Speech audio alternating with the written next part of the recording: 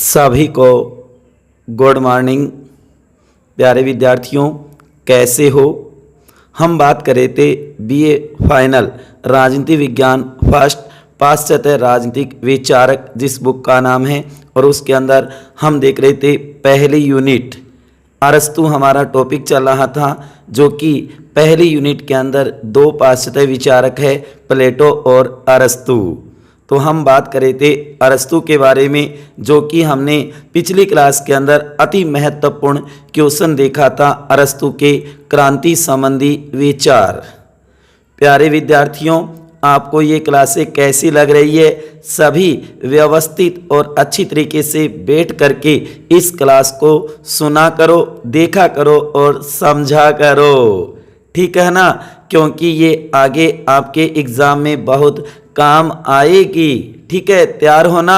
देखो ये तिकड़ी, जो कि अजय, दीपेंद्र, सचिन, हाँ, तीनों को ही कहना चाहूँगा कि अच्छी तैयारी और मेहनत करना। जिंदगी में सदा हंसते रहो, हंसना जिंदगी की ज़रूरत है। जिंदगी जियो तो इस अंदाज में कि तुम्हें देखकर सबको लगे जिंदगी कितनी खूबसूरत है। दिल में हमारी याद रखना, मैं बीए फाइनल के सभी प्यारे विद्यार्थियों को कहना चाहूँगा कि दिल में हमारी याद रखना, चेहरे पर मुस्कुराहट रखना, कभी कोई हरा ना सके आपको, ऐसा अपना मुकाम रखना। क्योंकि प्यारे विद्यार्थियों, आपके आगे समय समय पर परेशानियां, दिक्कत जरूर आएगी, लेकिन आपको कभी भी धैर्य नहीं खोना है। कोई भी आपको चिंता नहीं करनी, जो भी कार्य होगा वो बढ़िया और अच्छा होगा। जैसे कहा भी जाता है ना कि पतझड़ हुए बिना पेड़ों पर नए पत्ते नहीं आते, कठिनाई और संघर्ष सहे बिना अच्छे दिन नहीं आते। तो इसलिए प्यारे विद्यार्थियों, ये बीए फाइनल आपके लिए महत्वपूर्ण क्लास है। कुछ समय, ये मानो कुछ दिनों के बाद आप बीए फाइनल क्लियर कर चुके होंगे। उसके बाद में आपके सामने 4 रास्ते होंगे, जो मैं बार बार आपको बताता भी रहा हूँ। या तो आप टीचिंग लाइन में जाना चाहते हो तो पीटीटी, जो कि आप बीएड के लिए प्री टेस्ट दे सकते हो। आप चाहो तो किसी एक सब्जेक्ट में एमए कर सकते हो, मास्टर ऑफ आर्ट्स। आप चाहो तो किसी कंपटीशन की तैयारी कर सकते हो, जो भी आपको बढ़िया लगे, एक लक्ष्य निर्धारित करके। और चौथा रास्ता आपको पता ही होगा प्यारे विद्यार्थियों, जो कि कोई बिजनेस करना चाहता है, कोई घर पे रहना चाहता है, कोई हो सकता है करोड़पति बनना चाहता होगा, तो कोई करोड़पति बनना चाहता होगा। जो आगे बैठे हैं वो तो आपको पता है दूसरे घर जा कर के खाना बनाएंगे, लेकिन जो पीछे बैठे ना, उन विद्यार्थियों को तो ज़रूर सोचना होगा, क्योंकि बीए फाइनल के बाद उनको अपना लक्ष्य, कैरियर निर्धारित करना होगा, तभी घर वाले खुश होंगे। अन्यथा आपको ये मानो कि समय समय पर ताने सुनने होंगे। इसलिए एक बार ही अच्छी मेहनत कर ली जाए तो बढ़िया होगा। ये बीए फाइनल है, जो कुछ दिनों के बाद क्लियर हो जाएगी। उसके बाद आप भी बेरोजगारी की लाइन में आ जाओगे। आगे ना बात समझ में? तो साथियों, प्यारे विद्यार्थियों, अच्छी तैयारी करो, जो कि मैं बार बार कहता भी रहता हूं कि हौसलों की तरकस में कोशिश का वो तीर जिंदा रखना। हार जाओ जिंदगी में सब कुछ, मगर जीतने की उम्मीद जिंदा रखना प्यारे विद्यार्थियों। और हमेशा यही कहते रहना कि मेरी हिम्मत को कम मत आंको। इस दुनिया वालों को बताना है कि मेरी हिम्मत को कम मत आंको, मैं वो हूँ जो टूटे धागों को जोड़कर ख्वाब बुन लेता हूँ। ना पूछो मेरी मंजिल कहाँ है, ना पूछो मेरी मंजिल कहाँ है, अभी तो सफ़र का इरादा किया है। ना हारूंगा उम्र भर, ना हारूंगा उम्र भर, किसी और से नहीं, खुद से वादा किया है, खुद से वादा किया है। तो प्यारे विद्यार्थियों, ये अपने आप से वादा करो, क्योंकि मन के हारे हार है, मन के जीते जीत है। तो आपको तो जीत ठाननी है, तब आपको दुनिया की कोई ताकत नहीं रोक सकती। ठीक है ना, समझ में आ गया ना दीपेंद्र, सचिन, अजय, कैसी लग रही है आज वाली क्लास आपको? जो आगे बैठे ये तो नहीं बोले, देखो कई दिनों के बाद दर्शन दे रही हैं। ठीक है, चलो तो आज का टॉपिक शुरू करते हम ज़्यादा समय न गंवाते हुए। आज का हमारा टॉपिक रहेगा अरस्तु के संविधानों का वर्गीकरण। Very very very very most है, लेकिन आपको केवल एक ही वेरी मोस्ट लिखना है। देखो कईयों ने 3-4 बार लिख दिया वेरी वेरी वेरी, ना जी ना, ये तो मैं बोल रहा हूं आपको तो केवल एक बार ही लिखना है वेरी मोस्ट। अगर अरस्तु का क्रांति संबंधी विचार वाला क्वेश्चन नहीं आता है, खुदा ना खास्ता, तो बता दूं ये क्वेश्चन जरूर आएगा उसकी जगह। ये दोनों तैयार कर लेना, दोनों में से एक कोई नहीं रोकेगा। ये मानो आपके पेपर में छप चुका है, चाहे अरस्तु के क्रांति संबंधी विचार या फिर अरस्तु के संविधानों का वर्गीकरण। तो आज का हमारा क्वेश्चन रहेगा अरस्तु के संविधानों का वर्गीकरण, जो कि हम देखेंगे राज्यों व शासन का वर्गीकरण है। ये राज्यों का व शासनों का वर्गीकरण कह सकते हैं, जबकि नाम संविधानों का है। तो इसे अच्छी तरीके से अंत तक सुनना, देखना और समझना। प्यारे विद्यार्थियों, बहुत ही इजी और महत्वपूर्ण क्वेश्चन है, एकदम इजी समझ में आएगा अगर अच्छी तरीके से सुनोगे और समझोगे तो। याद रखना, राजनीति की तीसरी पुस्तक पॉलिटिक्स, जो अरस्तु की महत्वपूर्ण पुस्तक है ना, उसकी तीसरी पुस्तक के 6 से 8वें अध्याय, 6, 7 और 8वें अध्याय में उल्लेख किया है किसका? संविधानों का वर्गीकरण का। यह भी याद रखना, अरस्तु शासन प्रणालियों को ही संविधान कहता है।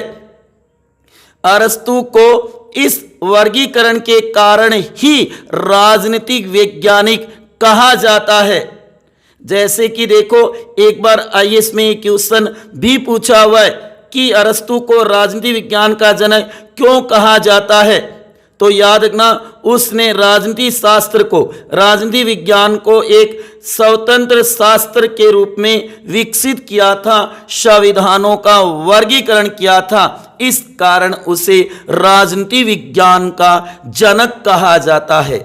तो ये बढ़िया क्वेश्चन बन सकता है कंपटीशन में। जबकि अब हम बात करें थ्योरिकल, पेज कैसे भरनी है सर, तो आपने देखा होगा फर्स्ट ईयर में, सेकंड ईयर में, चलो सेकंड ईयर के एग्जाम तो नहीं दिया आपने, एग्जाम दिए बगैर ही आप फाइनल में हो गए थे, लेकिन फर्स्ट ईयर में तो एग्जाम दिए थे ना, तो उस समय देखा होगा कैसे लिखना होता है, बड़े क्वेश्चनों को किस तरीके से सेट करना पड़ता है, तब 5 प्रश्न पूरे होते हैं। तो वही तरीका अपनाना है। ठीक है, समझ गया न?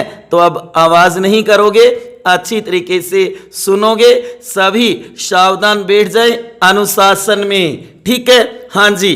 देखो, अरस्तु के अनुसार नागरिकता का अर्थ राजसत्ता में भाग लेना या राज्य की नीति निर्धारण एवं न्यायिक कार्यों में भाग लेने का अधिकार है।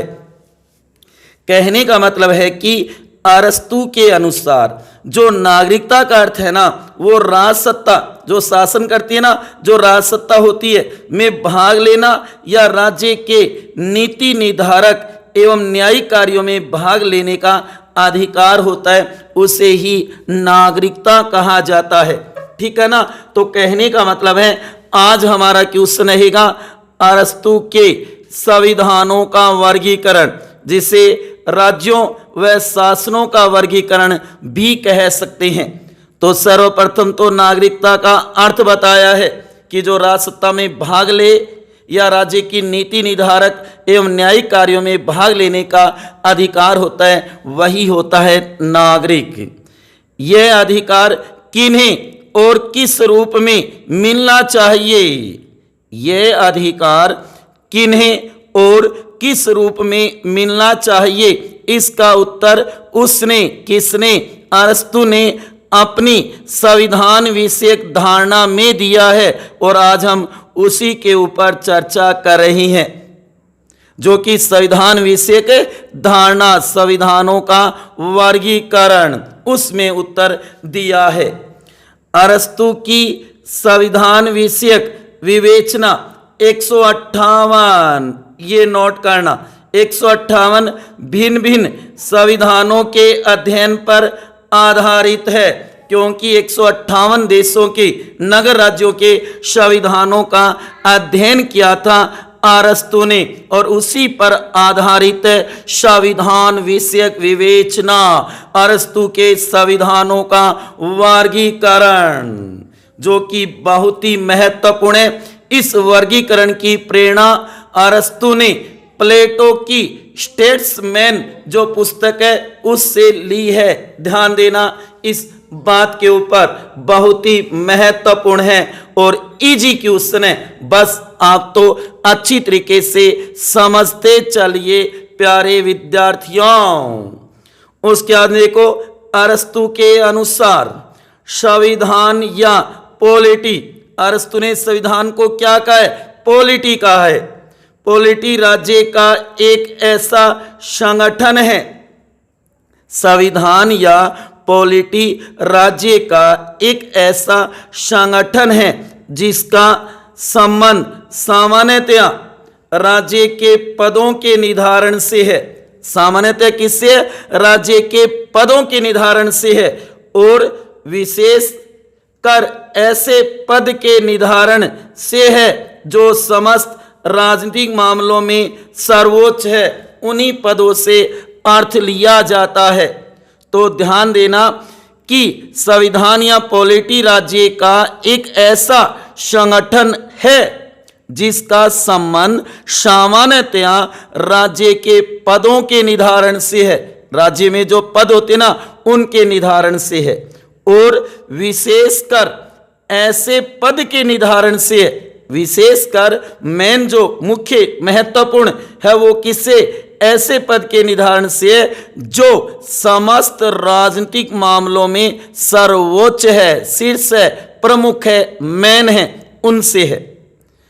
अरस्तु द्वारा वर्णित स्वयं प्रभु किसी भी राज्य में एक व्यक्ति, किसी भी राज्य में स्वयं प्रभु जो सर्वोच्च शक्ति जिसमें होती है ना, तो उस राज्य में एक व्यक्ति या कुछ व्यक्तियों के समुदाय या अथवा बहुत से व्यक्तियों के समुदाय में होता है।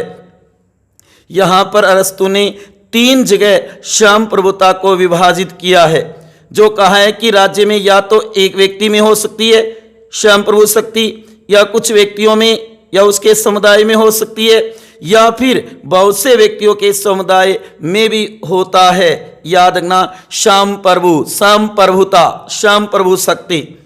इसी आधार पर संविधानों में भेद किया है। इसी आधार पे एक व्यक्ति का शासन, कुछ व्यक्ति के समुदाय का शासन, बहुत से व्यक्तियों के समुदाय का शासन, इसी आधार पर संविधानों में भेद किया है अरस्तु ने। और वही हम देखेंगे संविधानों का वर्गीकरण।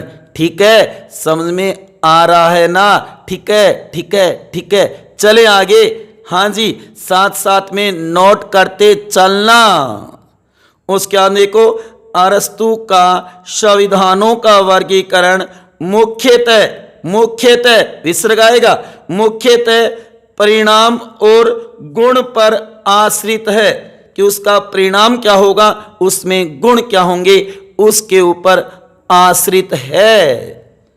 इसी आधार पर आप देखोगे कि अरस्तु ने संविधानों का वर्गीकरण 2 आधारों पर प्रस्तुत किया है। इसे नोट करना, अरस्तु ने संविधानों का जो वर्गीकरण है उसे 2 आधारों पर प्रस्तुत किया है। वो आधार देखेंगे कौन कौन से हैं। ठीक है, यहां तक समझ में आ गया ना कि अरस्तु के संविधानों का वर्गीकरण टॉपिक हम पढ़ रही हैं, जिसका आधार क्या रहेगा? 158 भिन्न भिन्न संविधानों के अध्ययन पर आधारित है इसका संविधान विषयक विवेचना। जो कि संविधान या पॉलिटी राज्य का एक ऐसा संगठन है जिसका संबंध सामान्यतः राज्य के पदों के निर्धारण से है और विशेषकर ऐसे पद के निर्धारण से है जो समस्त राजनीतिक मामलों में सर्वोच्च है। और इसी आधार पर उसने श्याम प्रभु किसी भी राज्य में या तो एक व्यक्ति में होगी या कुछ व्यक्तियों के समुदाय में होगी या बहुत से व्यक्तियों के समुदाय में होगी। संप्रभु शक्ति, सर्वोच्च शक्ति।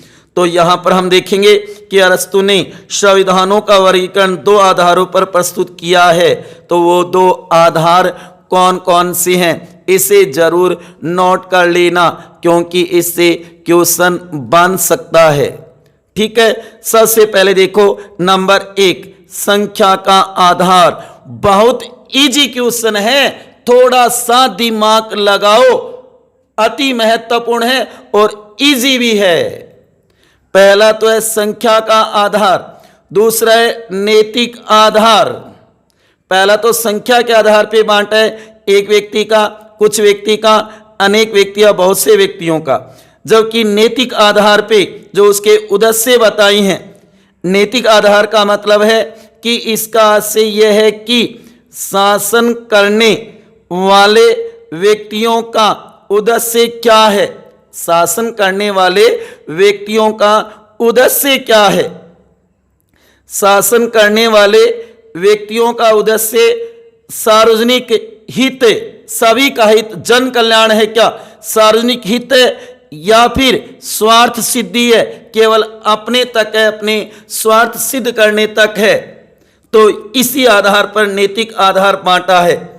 संख्या का आधार तो आप देखोगे संख्या, व्यक्तियों की संख्या के आधार पे पहला आधार, दूसरा नैतिक आधार। नैतिक आधार का आशय यह है कि शासन करने वाले व्यक्तियों का उद्देश्य क्या है, शासन करने वाले जो व्यक्ति है ना उनका उद्देश्य क्या है, किस आधार पर वो शासन कर रही हैं। शासन करने वाले व्यक्तियों का उद्देश्य अगर सार्वजनिक हित है, जन कल्याण है, लोक कल्याण है या फिर स्वार्थ सिद्धि है, इस आधार पर बांटा है। और इसके भी दो रूप किए हैं, किसके, नैतिक आधार के जो उद्देश्य हैं इसके भी दो रूप किए हैं, जो कि एक तो है शुद्ध या स्वाभाविक रूप, जो सामान्य रूप भी कह सकते हैं, जबकि दूसरा होगा विकृत रूप। दूसरा क्या होगा, उसका विकृत रूप या भ्रष्ट रूप भी कह सकते हो। इसको समझो और इस पूरी सारणी को एक पेज के अंदर बना देना, जो कि बहुत ही बढ़िया लगेगा और ज़्यादा से ज़्यादा अंक भी आएंगे। ठीक है, सबसे पहले देखो ऊपरी ऊपर आपको लिखना है प्रथम आधार, दूसरी तरफ लिखना है द्वितीय आधार, दूसरा आधार।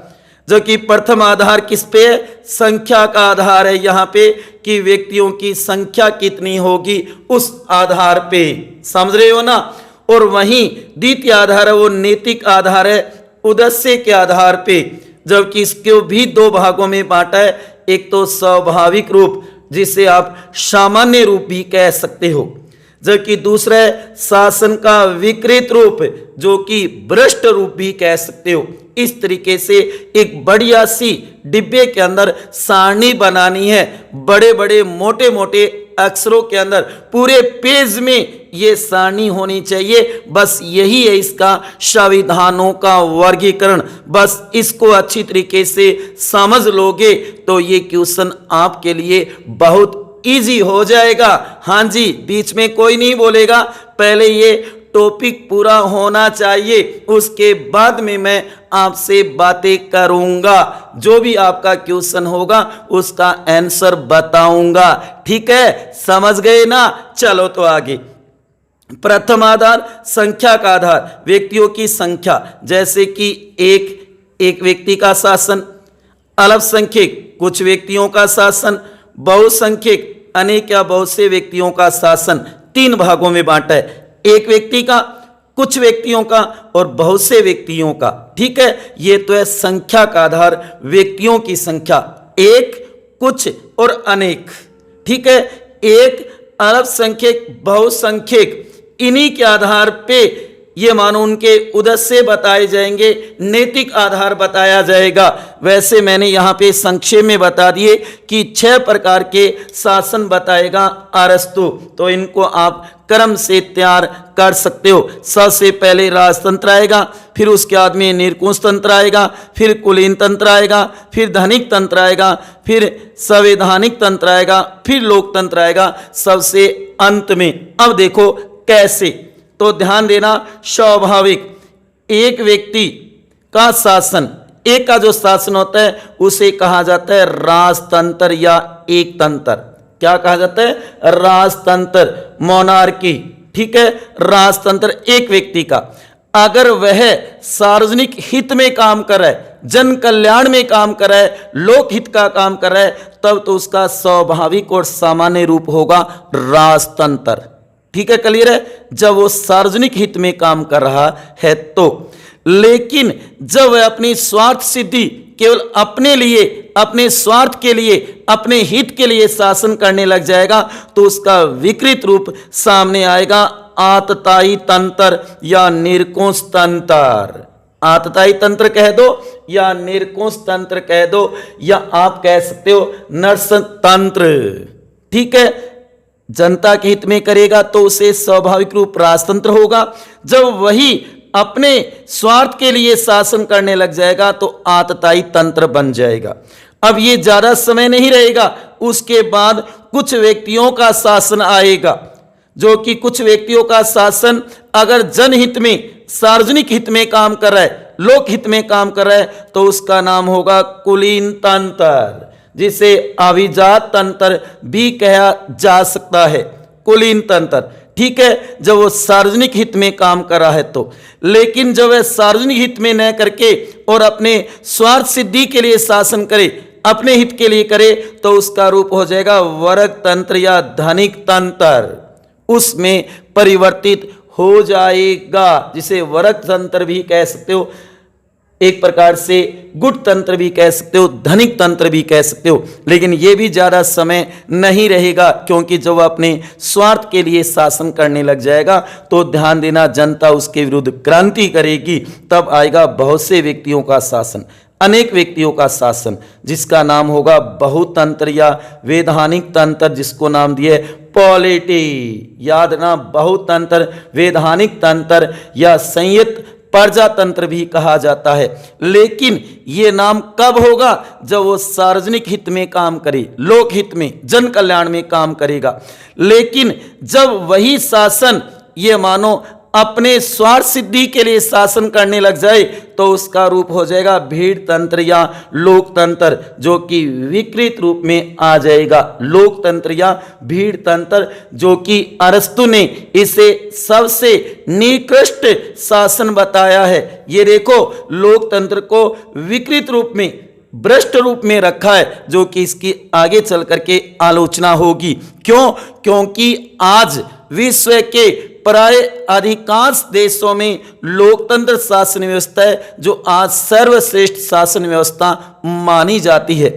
लेकिन कहा, यह ज्यादा समय नहीं रहेगी और उसके बाद में एक व्यक्ति का शासन आ जाएगा और वो होगा राजतंत्र। इस तरीके से ये चक्कर चलता रहेगा।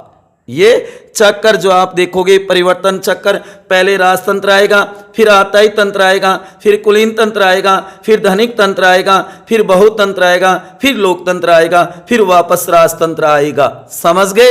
इस तरीके से उन्होंने संविधानों का वर्गीकरण किया है। सबसे पहले राजतंत्र एक व्यक्ति का, लेकिन जब वह सार्वजनिक हित में काम करे तो राजतंत्र, लेकिन जब वह अपने स्वार्थ सिद्धि के लिए करे तो वो बन जाएगा निरंकुश तंत्र। क्या बन जाएगा? निरंकुश तंत्र, जो कि अपने स्वार्थ सिद्धि के लिए काम करने लग जाएगा। लेकिन ये ज्यादा समय नहीं रहेगा, उसके बाद में कुछ व्यक्तियों का शासन आ जाएगा कुलीन तंत्र। जब वह कुलीन तंत्र सार्वजनिक हित में काम करे तब तो ठीक है, लेकिन जब वह अपने स्वार्थ सिद्धि के लिए करेगा तो उसका रूप परिवर्तित हो जाएगा धनिक तंत्र। उसके बाद में धनिक तंत्र, जो कि आपने देखा अपने स्वार्थ सिद्धि के लिए, तो यह ज्यादा समय नहीं रहेगा। उसके बाद में बहुत से व्यक्तियों का शासन आ जाएगा संवैधानिक तंत्र। जब वह सार्वजनिक हित में, जनहित में, लोक हित में काम करेगा तब तक तो वो संवैधानिक तंत्र कहलाएगा, बहुतंत्र वैधानिक तंत्र कहलाएगा। लेकिन वही शासन जब ये मानव स्वार्थ सिद्धि में आ जाता है तो उसका एक प्रकार से विकृत रूप, भ्रष्ट रूप सामने आता है, जिसका नाम होगा लोकतंत्र। इस तरीके से ये क्रम चलता रहेगा और उसके बाद में वापस आ जाएगा राजतंत्र। आई बात समझ में? पहले राजतंत्र, फिर आताई तंत्र, फिर कुलीन तंत्र, फिर वर्ग तंत्र, फिर वैधानिक तंत्र, फिर लोकतंत्र और फिर राजतंत्र। अब तो क्लियर है ना? इसको आप एक चक्कर में भी बना सकते हो कि किस तरीके से ये मानो नैतिक आधारों के उद्देश्य के आधार पे बताया है। इस तरीके से भी आप चक्कर बना सकते हो कि पहले राजतंत्र, फिर आ जाएगा आतताई तंत्र, फिर आ जाएगा कुलीन तंत्र, उसके बाद में आ जाएगा उसका वर्ग तंत्र और उसके बाद में आ जाएगा बहुतंत्र और उसके बाद में आ जाएगा लोकतंत्र, फिर राजतंत्र। इस तरीके से भी चक्र बन सकता है। आई क्या बात समझ में? क्लियर है क्या प्यारे विद्यार्थियों? ठीक है, बातें नहीं करोगे एक दूसरे से? मैं जो समझा रहा हूं उसकी तरफ ध्यान दो, अति महत्वपूर्ण है, एग्जाम में काम आएगा। उस समय देखना, सोचते रह जाओगे कि ये संविधानों का वर्गीकरण कैसा है। तो यहां पे ध्यान देना, दो आधारों पे क्या है, एक संख्या का आधार, एक व्यक्ति का शासन, कुछ व्यक्तियों का शासन, बहुत से व्यक्तियों का शासन। ठीक है। द्वितीय आधार नैतिक आधार उद्देश्य पे रखा है। स्वाभाविक रूप कौन सा होगा? जो सार्वजनिक हित में, जनहित में काम करे वो स्वाभाविक या सामान्य रूप होगा। और अगर वही स्वार्थ सिद्धि अपने लिए, अपने स्वार्थ के लिए शासन करे तो उसका विकृत रूप सामने आएगा, भ्रष्ट रूप सामने आएगा। अब बताओ प्यारे विद्यार्थियों, कितना समझ में आया? ये चक्कर भी बना सकते हो। और इस तरीके से पहले राजतंत्र, फिर आएगा निरंकुश तंत्र, उसके बाद में आएगा कुलीन तंत्र, फिर आएगा धनिक तंत्र, फिर आएगा वैधानिक तंत्र, फिर आएगा लोकतंत्र और फिर वापस आएगा राजतंत्र। इस तरीके से ये परिवर्तन चक्र चलता रहेगा। बस आपको ये ध्यान रखना है स्वाभाविक रूप कौन सा है और विकृत रूप कौन सा है। लोकतंत्र को अरस्तु ने विकृत रूप में रखा है, भीड़ तंत्र भी जिसको हम कह सकते हैं, सबसे निकृष्ट माना है। इसी कारण इसकी आलोचना होगी, क्योंकि लोकतंत्र आज सर्वश्रेष्ठ शासन व्यवस्था है विश्व के अंदर। समझ गए? तो इस तरीके से ये तो है सामान्य या स्वाभाविक रूप और यह है विकृत या भ्रष्ट रूप। इस सारणी को समझ गए तो ये मानो ये क्वेश्चन समझ गए। ठीक है। तो इसको चाहो तो आप थ्योरिकल रूप से भी बना सकते हो कि एक व्यक्ति का शासन होगा, उसका स्वाभाविक रूप राजतंत्र कहलाएगा जब वह सार्वजनिक हित में काम करेगा। लेकिन जब वह अपने स्वार्थ सिद्धि के लिए, अपने लिए काम करने लग जाएगा तो उसका विकृत रूप बन जाएगा आतताई तंत्र, और उसके निरंकुश तंत्र भी कह सकते हैं। और कुछ समय के बाद आ जाएगा कुछ व्यक्तियों का शासन कुलीन तंत्र। कुलीन तंत्र तब तक रहेगा जब तक वह सार्वजनिक हित में काम करेगा। अगर वह भी अपने स्वार्थ सिद्धि के लिए काम करने लग जाएगा तो उसका विकृत रूप सामने आ जाएगा वर्ग तंत्र या धनिक तंत्र। ठीक है ना? तो ऐसे आप थ्योरिकल लाइन भी बना सकते हो। कहने का मतलब इस सारणी को आप समझा भी सकते हो, जिससे आपके पेज भी भर जाएंगे। 500 शब्दों में ये मानो उत्तर बन जाएगा। समझ गए? तो इसे जरूर तैयार करना। एक व्यक्ति का शासन, कुछ व्यक्तियों का शासन, बहुत से व्यक्तियों का शासन। एक कह दो, अल्पसंख्यक कह दो, बहुसंख्यक। अल्पसंख्यक मतलब कुछ ही, अल्प थोड़े, बहुसंख्यक बहुत सारे, और एक व्यक्ति का। तो ये तो व्यक्तियों का शासन है। यहां आपको याद रखना है स्वाभाविक रूप कौन कौन से हैं और विकृत रूप, भ्रष्ट रूप कौन कौन से हैं। यहां पर दो दो नाम भी दे रखे हैं, चाहो तो आप इनके एक एक नाम भी लिख सकते हो, लेकिन विपरीत मत कर देना। ये नहीं कि यहां आप निरंकुश तंत्र लिख दो और यहां राजतंत्र, ना जी ना, ऐसा मत कर देना। ठीक है ना? तो आज का हमारा क्वेश्चन चल रहा है अरस्तु के संविधानों का वर्गीकरण। याद रखना, जीवन में हमेशा सफल होना है तो इतना जरूर करो, एक तो खुद से वादा, दूसरा मेहनत ज्यादा और तीसरा मजबूत इरादा। उसके बाद में देखो आपको सफल होने से कोई नहीं रोक सकता। आप स्वयं हो अपने भविष्य के निर्माता। अतीत के गुलाम मत बनो, भविष्य के निर्माता बनो। ये समय दोबारा नहीं आएगा प्यारे विद्यार्थियों। जो आपने कॉलेज के 3 साल की लाइफ देखी है, इसमें जिन्होंने अच्छी मेहनत की है वो तो देखना एक बढ़िया नाम कर जाएंगे, और जिन्होंने अच्छी मेहनत नहीं की वो देखना ऐसे ही रोड को नापते हुए नजर आएंगे। ठीक है ना? तो मेरी बात हमेशा भविष्य में याद रखना। चलो आगे देखो विशेषता कि इस संविधानों के वर्गीकरण की विशेषता क्या है। पहली विशेषता है शासन के उद्देश्य का महत्व, कि शासन का उद्देश्य क्या है उसका महत्व बता दिया इसमें। ये पहली विशेषता है इसकी कि शासन का उद्देश्य कैसा है, स्वाभाविक है या विकृत है, सार्वजनिक हित में है या स्वार्थ सिद्धि में है, इसका महत्व बताया गया है इसके अंदर। तो यह है पहली विशेषता, ये भी बता सकते हो। दूसरी है नंबर 2, संविधान का आर्थिक आधार। संविधान का आधार क्या रखा? अर्थ ही रखा है, चाहे वो सार्वजनिक हित हो, चाहे स्वार्थ सिद्धि हो, चाहे जन कल्याण हो, चाहे अपने स्वयं का कल्याण हो। ठीक है ना? तो इसलिए इसकी विशेषता भी तैयार कर लेना, संविधान का आर्थिक आधार। उसके बाद में नंबर 3, शासन में परिवर्तन का चक्र। ये सिद्धांत एक काल चक्र है, ध्यान देना। जो मैंने पहले भी कहा, पहले राजतंत्र, फिर आएगा आताई तंत्र, फिर कुलीन तंत्र, उसके बाद में वर्ग तंत्र या धनिक तंत्र, उसके बाद में आप देखो बहुतंत्र और लोकतंत्र, डेमोक्रेसी। उसके बाद में देखो नंबर 4, अरस्तु ने शासन व्यवस्था के स्वरूप और सामाजिक तत्वों में संबंध स्थापित किया है कि शासन व्यवस्था का स्वरूप कैसा होगा और उसके अंदर सामाजिक तत्वों का संबंध कैसा होगा, वो भी स्थापित कर दिया कि वह जन कल्याण में काम कर रहा है या फिर अपने स्वार्थ सिद्धि के लिए काम कर रहा है, उसका संबंध स्थापित कर दिया कि एक व्यक्ति का शासन कैसा होगा अगर वो सार्वजनिक हित में काम कर रहा है तो, और अगर वह स्वार्थ सिद्धि के लिए कर रहा है तो उसका रूप क्या होगा। तो कहने का मतलब है कि अरस्तु ने शासन व्यवस्था के स्वरूप की कैसा स्वरूप है उसका और सामाजिक तत्वों में संबंध स्थापित किया है। तो ये 4 विशेषताएं जरूर तैयार कर लेना। पहले जो 2 है ना, पहले 2 में तो धनिक वर्ग की प्रधानता है। पहले 2 में, चाहे वो राजतंत्र हो चाहे कुलीन तंत्र हो, इन 2 में तो धनिक वर्ग की प्रधानता, लेकिन भीड़ तंत्र में, लोकतंत्र में, भीड़ तंत्र में निम्न वर्ग की प्रधानता रहती है। ये बात भी नोट कर लेना, अति महत्वपूर्ण है। जबकि अरस्तु ने सबसे अच्छा कौन सा शासन या संविधान बताया है, तो याद रखना मिश्रित संविधान सबसे अच्छी शासन व्यवस्था है, पॉलिटी, जिसमें आप देखोगे दोनों के गुण नजर आएंगे, जिसके अंदर दोनों के ही गुण नजर आएंगे, इन दोनों के ही गुण नजर आते हैं, उसे कहा है उन्होंने ये संवैधानिक सरकार कहलाती है। क्या कहलाती है?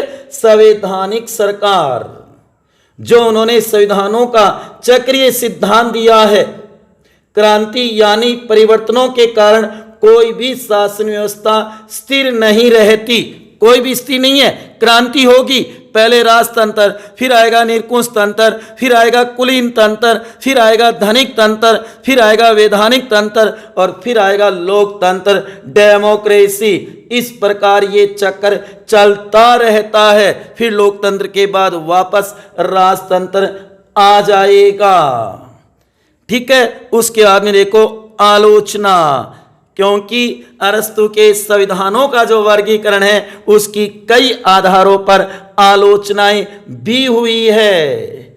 चाहे आज कुछ विचारक उसे मानते होंगे, अरस्तु के मिश्रित संविधान के विचार को बाद में रोमन विचारकों ने अपनाया है, जैसे कि पोल्बियस व सिसरो ने अपनाया।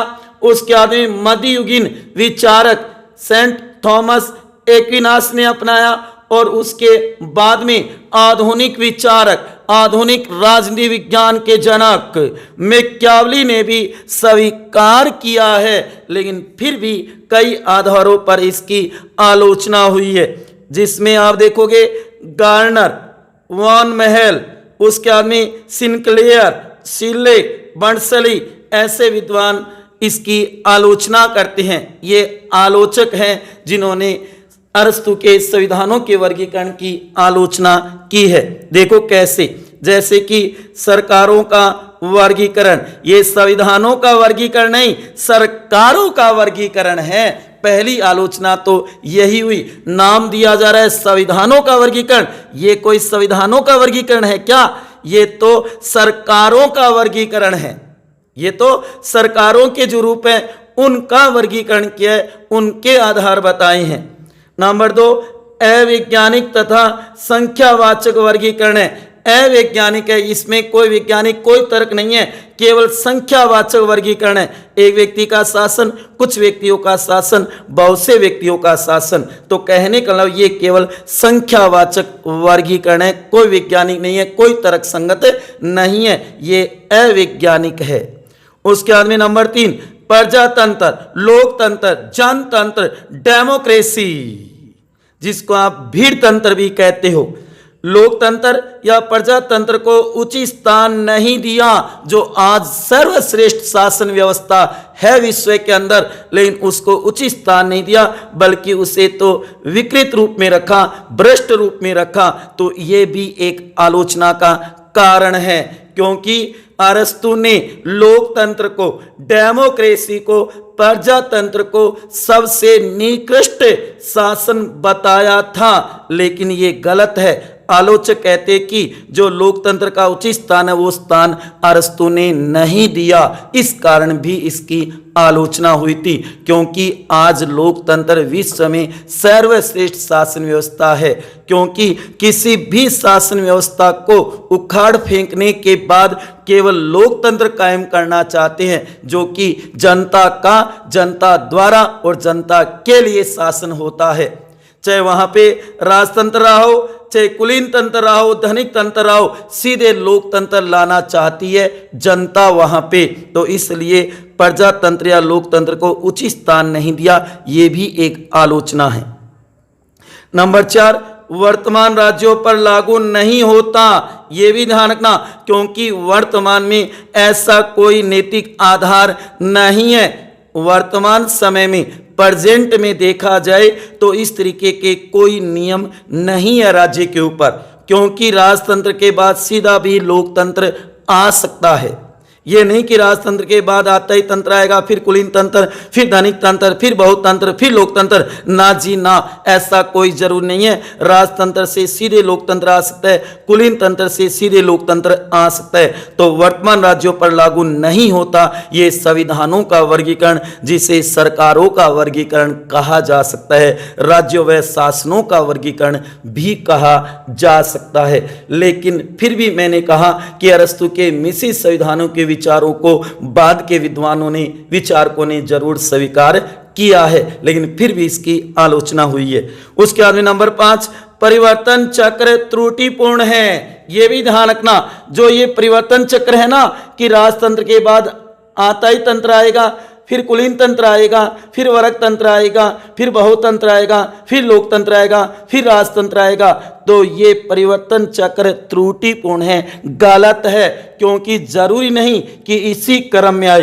हो सकता है राजतंत्र के बाद सीधे ही लोकतंत्र आ जाए, राजतंत्र के बाद सीधे लोकतंत्र आ सकता है। वर्तमान में देखा भी जाता है, पीछे अरब कंट्रियों में जो अरब बसंत आई थी, जो कि मिस्र है, लीबिया है, ऐसे कई राष्ट्रों में, टूनीसिया, ऐसे राष्ट्रों में देखा था जहां पर राजतंत्र को, तानाशाही को उखाड़ फेंका और वहां लोकतंत्र कायम किया गया, प्रजातंत्र, डेमोक्रेसी। तो कहने का मतलब परिवर्तन चक्र त्रुटिपूर्ण है, ये बात आलोचक कहते हैं। तो ये 5 आधारों पर इसकी आलोचना भी हुई है। तो ये था एक छोटा सा क्वेश्चन कहा जा सकता है, लेकिन आता बड़े में, निबंधात्मक में आएगा। 500 शब्दों में उत्तर बताना होगा, 5 पृष्ठों में, लेकिन आपको एक तो ये सारणी बढ़िया सी बनानी है, चाहे तो आप इस तरीके का चक्कर भी बना सकते हो, ठीक है। और उसके बाद में इसकी विशेषता बतानी है और उसके बाद में आलोचना, ये 5 पॉइंट जो कि इनकी व्याख्या भी कर सकते हो, 2, 3, 4 लाइनों में इसको स्पष्टीकरण भी दे सकते हो, ठीक है। शुरू में आपको भूमिका बतानी होगी, ठीक है ना साथियों। समझ में आ गया ना आज तो अच्छी तरीके से। अब आपका कोई भी क्वेश्चन है तो पूछ सकते हो कि जहां आपके समझ में ना आया हो, बस एक बार इसको क्लियर कर लेना कि एक व्यक्ति का शासन क्या होगा जब वो स्वाभाविक सामान्य हित में, सार्वजनिक हित में जब वो काम करे, जनहित में काम करे तो उसका रूप क्या है, और जब वह अपने स्वार्थ सिद्धि के लिए, अपने हित के लिए काम करने लग जाए तो उसका रूप क्या बन जाएगा। उसके बाद में कुछ व्यक्तियों का शासन आएगा, स्वाभाविक रूप क्या होगा और उसका विकृत रूप क्या होगा, और उसके बाद में बहुत से व्यक्तियों का शासन आएगा, उसका स्वाभाविक रूप क्या कहलाता है, पॉलिटी, और उसके बाद में विकृत रूप क्या कहलाएगा, डेमोक्रेसी, लोकतंत्र। तो कहने का मतलब ये परिवर्तन चक्र चलता रहेगा, इसे कहा है संविधानों का वर्गीकरण। और अरस्तु को इस वर्गीकरण के कारण ही राजनीतिक वैज्ञानिक कहा जाता है। और मैंने पहले भी चर्चा की थी कि इस वर्गीकरण की प्रेरणा प्लेटो की स्टेट्समैन से ग्रहण की थी अरस्तु ने, जो कि प्लेटो अरस्तु का गुरु था, ठीक है ना। और कहा भी जाता है कि कार्ल पॉपर के अनुसार सबसे अच्छी व्यवस्था पॉलिटी में अगर देखा जाए तो प्लेटोवादी कुलीन तंत्र। उसी प्रकार हम देख सकते हैं कि अरस्तु ने जैव राज्य जो कि ऑर्गेनाइक स्टेट का तो समर्थन किया है, पर जैव व्यक्तिवाद का नहीं। पॉलिटी में सामंतवाद सबसे हावी रहा है, सबसे ज्यादा हावी रहा है, ये बात भी देखी गई थी। आपने देखा कि अरस्तु ने किस तरीके से संविधानों का वर्गीकरण किया था। अरस्तु एक संविधान को हम राज्य में पदों का संगठन कह सकते हैं, पदों का जो संगठन है ना वो कह सकते हैं, जिसमें उसका वितरण तय होता है। ये हमने भूमिका में देखा भी था। सार्वभौमिक सत्ता तय होती है तथा संगठन व इसके सदस्यों के द्वारा उद्देश्य तय होते हैं कि उसका उद्देश्य कैसा है, सार्वजनिक हित में है या फिर स्वार्थ सिद्धि में है, इसी आधार पर किया है। अरस्तु पॉलिटी को बचाव राज्य, सेव स्टेट कहता है, जो स्वर्णिम मध्यमान, गोल्डन मैन पर आधारित है। यह मिश्रित संविधान है और मध्य वर्ग का शासन है। मध्य वर्ग का शासन 2 आदर्शों पर आधारित है, एक तो समानता और दूसरा सहमति। याद रखना, प्लेटो और अरस्तु राज्य, समाज व सरकार में भेद नहीं करते, तभी तो संविधानों का वर्गीकरण कह दो, सरकार का कह दो, राज्य का कह दो। और यही वर्गीकरण 6 प्रकार के संविधान यानी शासन व्यवस्था का है। और वर्गीकरण के 2 आधार रहेंगे, वर्गीकरण के 2 आधार रहेंगे, एक संख्या का और दूसरा नैतिक, शासन का उद्देश्य या लक्ष्य क्या है वो रहेगा। तो ये था आपके सामने अरस्तु के संविधानों का वर्गीकरण। तो साथियों, आज वाला क्वेश्चन आपको कैसा लगा, ये वीडियो अच्छा लगा होगा, यही उम्मीद करता हूँ, आशा भी करता हूँ। प्यारे विद्यार्थियों, अगर आपको ये बढ़िया लगा है, अच्छा लगा है, तो इसे ज़्यादा से ज़्यादा शेयर करना और लाइक करना तो मत भूलना। वैसे लाइक तो आपने कर ही दिया होगा बॉस, लाइक तो बनता है। तो हमेशा याद रखना साथियों, और सोचते रहना कि राह नहीं छोड़ूंगा मैं, हार नहीं मानूंगा मैं, जब तक मंजिल नहीं मिलती साहब यूं ही चलता जाऊंगा मैं। तो साथियों, इसी के साथ मैं आज की क्लास को समापन करता हूं। मिलते हैं अगली क्लास में एक नए टॉपिक के साथ। तब तक खुश रहिए, हंसते रहिए, मुस्कुराते रहिए, प्रेम से मस्त रहिए। इसी के साथ जय हिंद, जय भारत, वंदे मातरम। ओके प्यारे विद्यार्थियों, मिलते हैं अगली क्लास में।